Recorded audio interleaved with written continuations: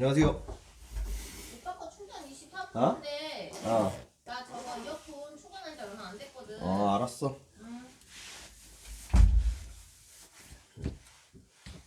시작하자마자 아내의 등장.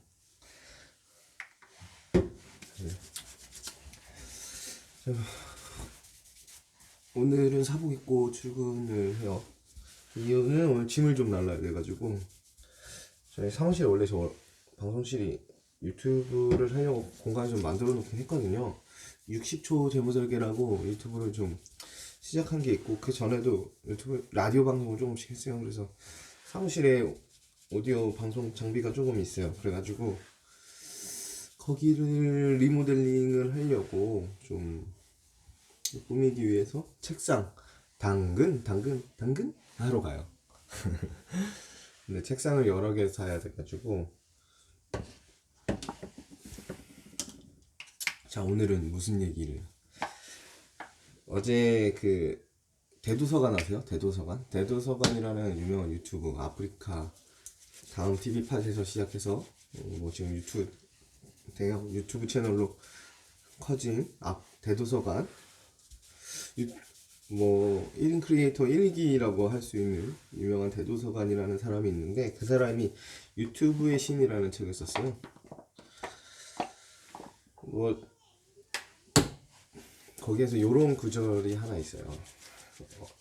읽은 지 좀 됐는데 어제 읽은 부분에서 자기 직업을 선택할 때 자기가 좋아하는 분야, 좋아하는 산업에서 만약 게임 산업이다 하면 게임 산업에서 자기가 청소를 잘한다 하면 청소 일을 하는 거야. 이거 내가 대학교 때부터 후배들한테 많이 했던 말이거든. 이거는 대도서관이 처음으로 한 말은 아닐 거예요, 이게. 왜냐면 저 대학교 때 어디 그 취업 강의나 이런 데 가면 많이 듣던 말이거든요. 그래서 저도 그것도 이제 후배들한테 많이 해줬었고, 근데 10년 이상이 흐른 지금, 한 15년 흐른 이상 지금 유튜버 대도서관 입에서 그 책에서 그런 똑같은 이야기 들으니까 감회가 새롭고, 같은 말이지만 나보다 훨씬 파급력이 강하겠다 이런 생각이 들면서 셀럽이 돼야 된다 라는 생각이 물씬 드네요. 오늘 머리가 잘 안 되네. 머리를 깎을 때가 된 거예요. 머리가 잘 안 된다? 그러면 미용실 갈 때가 됐다.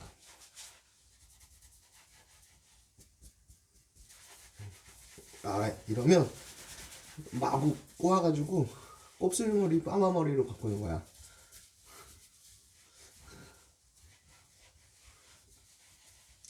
여러분들은 어떤 직업들을 선택하고 계세요? 이게 사실 뭔가 한 분야나 어떤 뭐 성공하고 싶다 이런 생각이 없으면 뭐 그런 거 고민 안 하고 가장 스트레스 덜 받고 가장 돈 되는 일, 그리고 여가 시간이 많은 일. 사실 공무원 같은 경우에는 뭐 적성이 공무원이라서 하시는 분 많이 없잖아요. 여가 시간이 많고 직업이 안정적이고 하니까 업무에서나 아니면 미래에서나 오는 스트레스가 적죠. 연금도 있고 하니까. 그러니까 스트레스가 적고 여가 시간이 많은 일을 찾다 보면 공무원 같은 일들은 뭐 꿈이 마땅히 없으신 분들은 굉장히 좋죠. 근데 사기업 같은 경우에는 미래를 걱정을 해야 되죠. 연금도 공무원 연금처럼 잘 돼 있지 않으니 개인 연금도 해야 되고, 우리가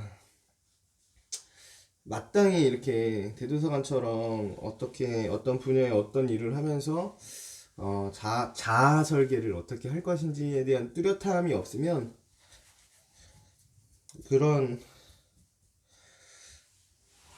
공무원 같은, 우리가 사기업에 다니지만 공무원 같은 상을 만들어야 돼. 뭐 직장의 안정성이야 뭐 보장할 수는 없으니까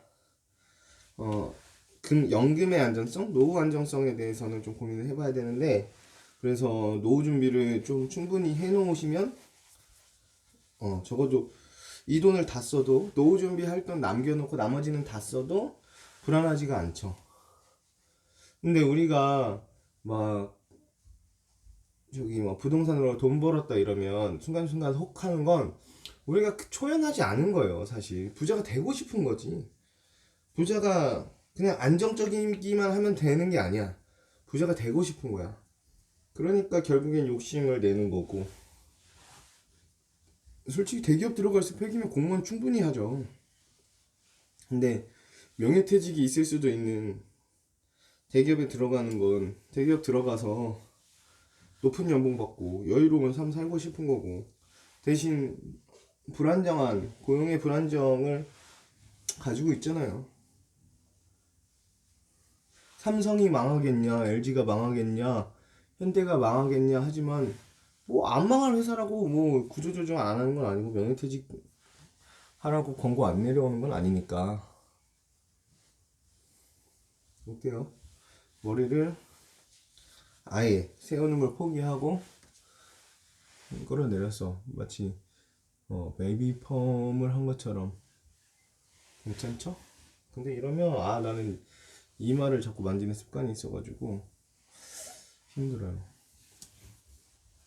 그래도 아무것도 안 했을 때보다는 낫죠?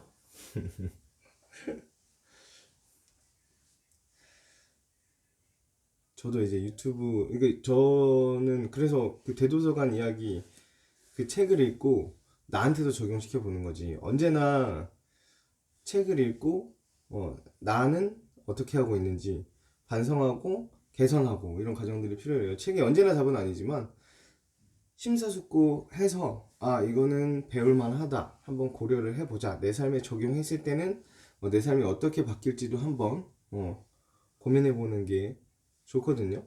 그게 책을 읽는 바른 방법이라고 생각해요. 지식은 쌓기만 하는 게 아니라 쌓아서 지혜로 바꾸는 거고, 그 지혜가 이제 내 삶에 적용이 돼야죠. 그게 바로 책을 읽고 우리가 공부를 하는 진짜 이유라고 생각을 하는데, 잔소리가 길지만 아무튼 그걸 저한테 적용시켰을 때 저는 뭘 좋아할까? 어떤 분야를 좋아할까?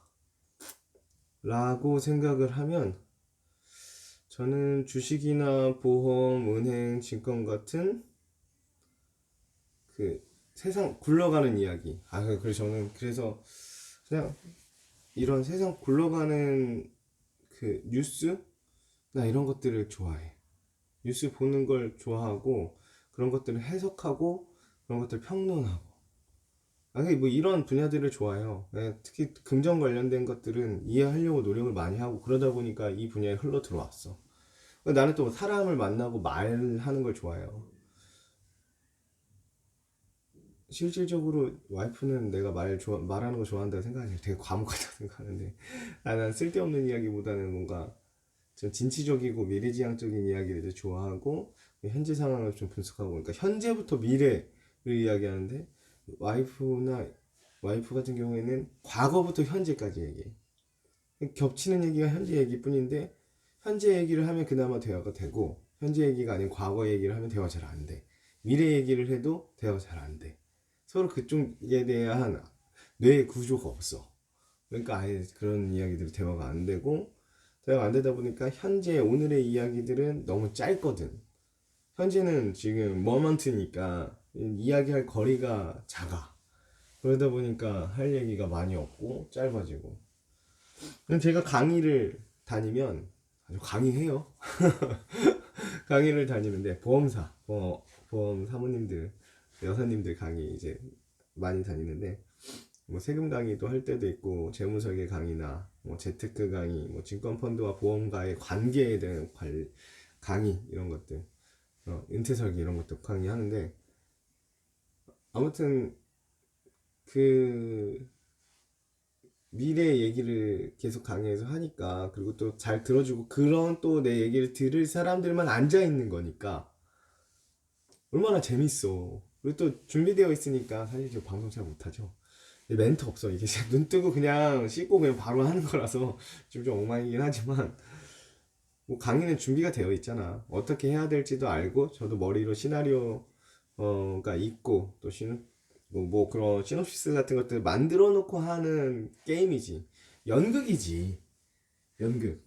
뭐 물론 그 강의 안을 만들고 거기 하고 싶은 이야기들은 내가 하고 싶은 이야기들이 있고, 그 다음에 가끔 들어오는 애드립은 충분히 뇌에 여유가 있으니까 충분히 받아줄 수 있어.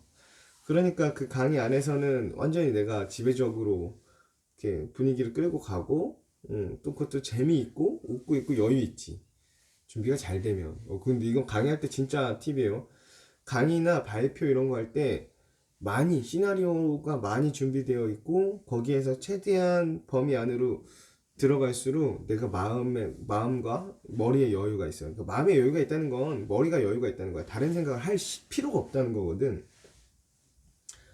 그러니까 강의할 때는 내가 준비를 많이 해놔서 여유가 있고, 지금 사실 이렇게 유튜브 하는 거 지금 라이브면서 그 다음에 내용이 전혀 준비되어 있지 않은 이런 그냥 막방송 같은 경우에는 머리에서 무슨 말을 해야 될까? 이 사람들이 심심하지 않게 해주려면 어떤 이야기들을 해야 될까를 머릿속에 계속 굴려. 그러니까 돌발 상황에 대한 대처가 전혀 안 돼. 왜냐면 심리적인 여유가 없거든. 그러니까 머리에 그걸 더 굴릴 수 있을 만큼 공간, 그 다음에 회로적 여유가 없어. 이 뉴런들이 막 가다가 새로운 자극이 오면 이 사이에 지나갈 길이 없는 거야. 교통체증이 너무 심해가지고. 그러니까 버벅된단 말이야.